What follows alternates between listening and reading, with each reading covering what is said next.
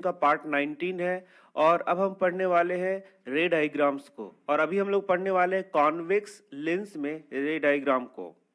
तो इसके पहले मैंने आपको बताया है कि जो कॉन्केव मिरर का रे डायग्राम था, ठीक उसी प्रकार से हम लोग कॉन्वेक्स लेंस का भी रे डायग्राम पढ़ते हैं।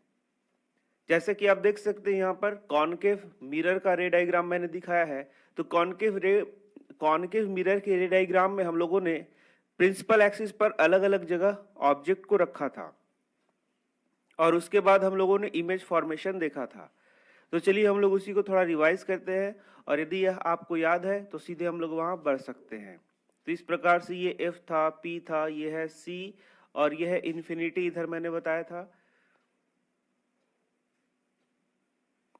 तो सबसे पहले ऑब्जेक्ट को हम लोग कहाँ रखते हैं? इन्फिनिटी पे। फिर ऑब्जेक्ट को कहाँ रखते हैं? इन्फिनिटी और C के बीच में कहीं भी। फिर उसके बाद कहाँ रखते हैं? C पर। फिर कहाँ रखते हैं? C और F के बीच में कहीं भी। फिर F पर और फिर F और P के बीच में कहीं भी।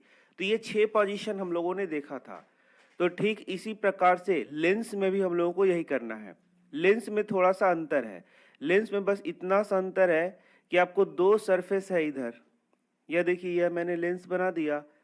तो लेंस में बस यह फर्क हो गया आपका। अच्छा, कॉनकेव मिरर और कॉन्वेक्स लेंस यही 2 महत्वपूर्ण हैं। इन्हीं को हमको मेन रूप से हम लोगों को पढ़ना है। तो देखिए, कॉन्वेक्स लेंस यदि हम लोगों ने बना दिया तो कॉन्वेक्स लेंस में ये हो गया आपका ऑप्टिकल सेंटर, इधर भी हो गया आपका F1, इधर हो गया F2, इधर से क्या हो गया C1 और इधर से क्या हो गया C2। तो अब यहां भी ऑब्जेक्ट उसी प्रकार से रखना है। ये हो गया इन्फिनिटी, तो यहां भी ऑब्जेक्ट उसी प्रकार से रखना है। सबसे पहले इन्फिनिटी पर रखना है, फिर कहाँ रखना है? इन्फिनिटी और C के बीच में कहीं रखना है, फिर C पे रखना है, फिर C और F के बीच में रखना है, फिर F पर रखना है, फिर F और O के बीच में रखना है। तो देखा आपने, सेम पैटर्न पे हम लोग को कॉनकेव मिरर और कॉन्वेक्स लेंस पर चलना है। और ठीक उसी प्रकार से इमेज भी बनता है। जैसे मैं बता रहा हूं आपको, थोड़ा सा रिवाइज करा दूं मैं आपको। तो मैंने आपको बार बार बोला था कि आप इसे एक बार रिवाइज कर ले, याद कर ले, तो लेंस आपको बहुत आसानी से समझ में आएगा। तो जैसे मैंने बताया था कि इन्फिनिटी पर रखा था हम लोगों ने ऑब्जेक्ट को। तो इमेज कहाँ बन रहा था? F पर। आप देख सकते हैं इमेज F पे। ठीक इसी प्रकार लेंस में भी आपको वही चीज है।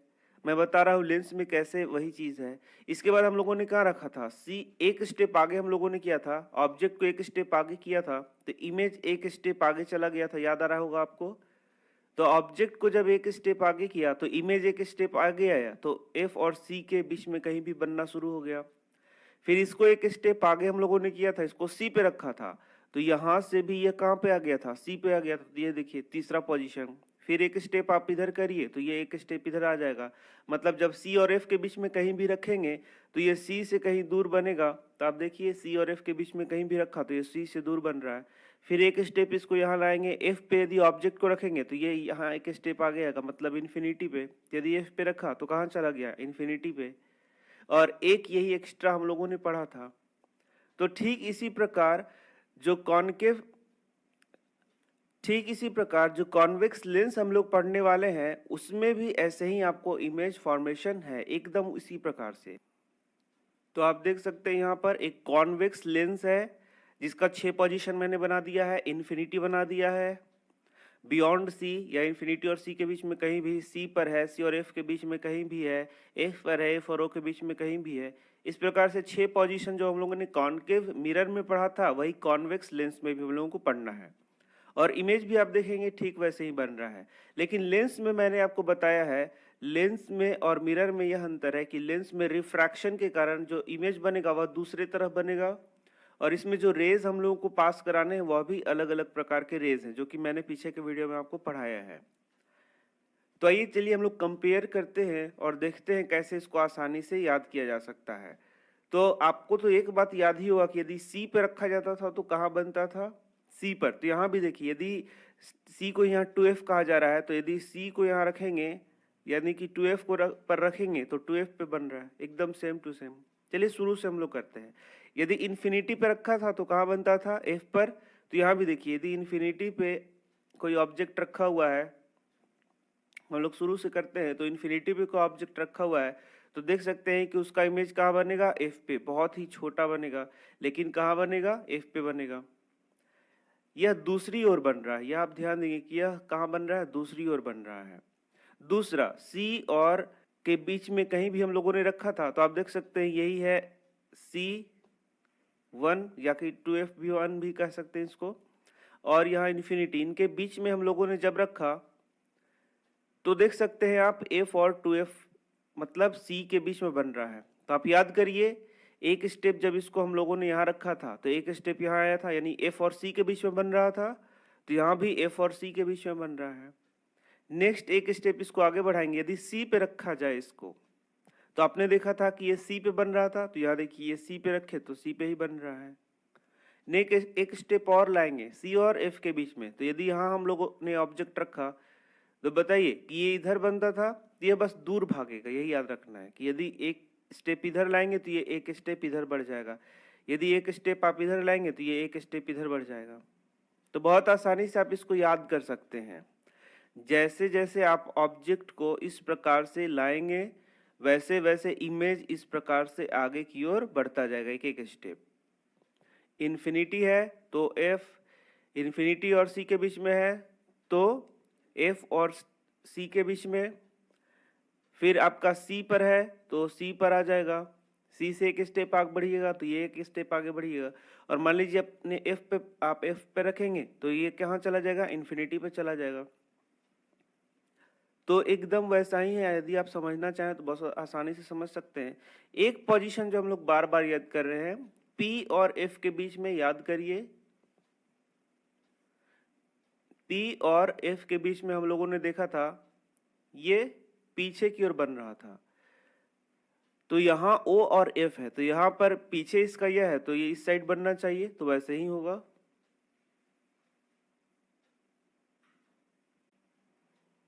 तो आप देख सकते हैं यहाँ पर F और O के बीच में रखा गया है तो इसी सेम साइड में इमेज बनता है।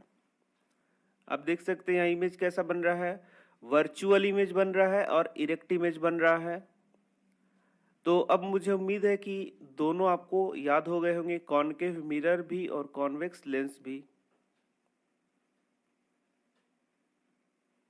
तो चलिए अब हम देखते हैं कि ये जो ऑब्जेक्ट बन रहा है वह रियल है या वर्चुअल है। तो आप देख सकते हैं ये सब रियल इमेज बन रहा है, क्योंकि एक्चुअली में यहाँ पर क्या हो रहा है, रेज कट रहे हैं, इसलिए ये कैसा बन रहा है, रियल इमेज।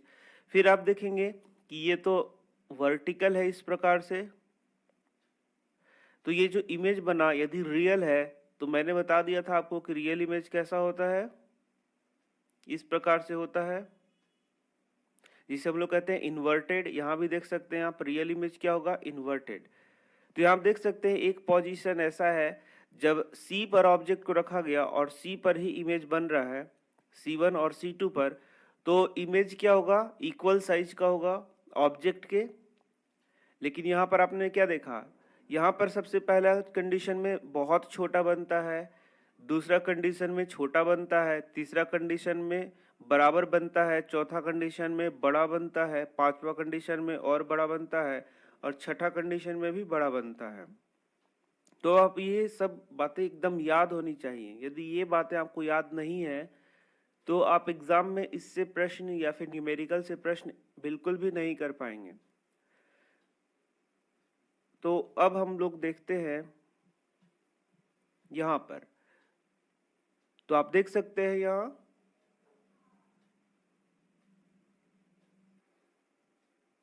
इस कंडीशन में जो इमेज बना है वह वर्चुअल बना है और क्या बना है, बड़ा बना है। यहाँ पर आप देखेंगे इन्फिनिटी पे जो इमेज बनेगा वह भी क्या होगा, बहुत बड़ा बनेगा। तो आप प्रत्येक कंडीशन को याद रखें तो न्यूमेरिकल आपका सॉल्व हो जाएगा। इसके बाद के वीडियो में हम लोग पढ़ेंगे कॉन्वेक्स लेंस से इमेज बनना। तो मैं छोटे छोटे वीडियोस बना रहा हूँ ताकि आपको प्रॉब्लम ना हो रिवाइज करने में या फिर पढ़ने में। और इसके बाद हम लोग ने देखा था कि 3 स्टेप्स में हम लोग फिर न्यूमेरिकल्स को करते हैं। तो पहला स्टेप क्या हो गया आपका, रे डायग्राम हो गया, दूसरा स्टेप क्या हो गया आपका, साइन कन्वेंशन हो गया, और तीसरा स्टेप क्या हो गया, फॉर्मूला हो गया। यदि ये आप जानेंगे तो फिर आप इस जो भी न्यूमेरिकल उसको आसानी से सॉल्व कर पाएंगे।